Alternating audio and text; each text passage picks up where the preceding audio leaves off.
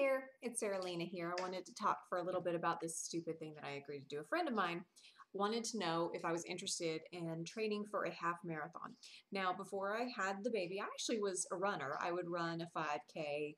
Once I ran a 10K, and that was mostly by accident, but I did that. And she wanted to know if I wanted to train to run a half marathon with her, and it's about 14 weeks away, and I stupidly agreed to. So I don't know if you know this, but your body changes after you have a baby. So I've got a lot of changes that I'm adjusting to here.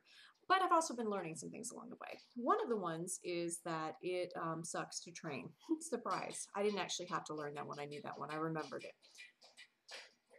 My dog is taking a lot of drinks back there. It's working out really well for me. Anyway, one of the things that I learned is that when you're training, it gets really tough, especially during that time of the month, ladies. I know that. So there are some things that you can do that will make life a little bit easier during that. One of them is to increase your hydration. You know, hydration is important. My dog's showing us that right now. Another thing that you can do is also up your iron intake, because during that fun week of the month, you actually lose a lot of iron. And so you need the iron to run, and I am actually a little iron deficient anyway, so I try and up my iron intake when I do that.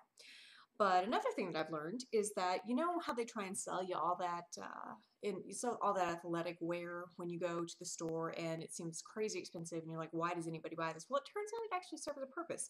So the moisture that your body produces when you get really hot, most of the athletic wear will just wick that away. It's like magic. So things that are all cotton, although it seems like a natural fiber, makes sense, I should wear that, as it turns out polyester and wicking materials are actually preferred because it will help keep you dry, it will prevent chafing, things like that.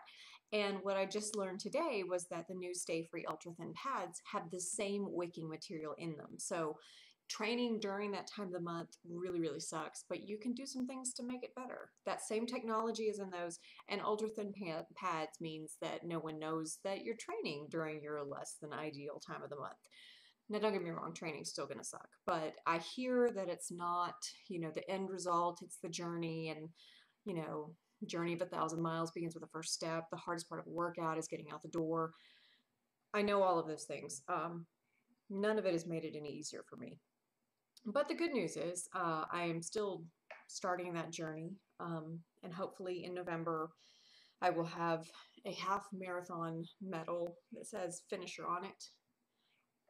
Or at the very least, I'll have a t-shirt from having registered, and I can wear it and pretend like I finished it. So sometimes it's not about how well you run the race. Sometimes it's about the free t-shirt.